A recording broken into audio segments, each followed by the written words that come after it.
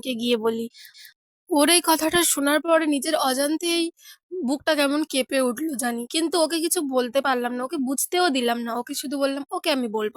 School ছুটির পর আমি আর ওর সাথে আজকে গেলাম না। আমি একা এসে স্টেশনে বসে বসে থাকলাম এবং নিজের অজান্তেই চোখের পানি আসতে শুরু করলো। কিছুতেই চোখের পানি থামছিলই না। আমার খুবই কষ্ট হচ্ছিল। জানি না আমি কি করব? ঠিক তখনই আয়ান আসে এবং পেছন থেকে আমার কাঁধে হাত রাখে। আয়ানের স্পর্শে আমি চমকে উঠলাম এবং তাকিয়ে দেখলাম আয়ান দাঁড়িয়ে আছে এবং আয়ান আমাকে দেখে বলল, "কি হলো? তুমি কাঁদছো কেন? কি হয়েছে তোমার? তুমি ঠিক আছো তো?"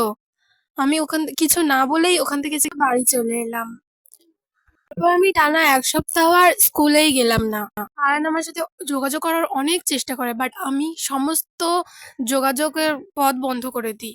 ওর নাম্বারটাও ব্লক করে দিয়েছি আমি। তাই ও আমার সঙ্গে আর যোগাযোগ করতেও পারছে না।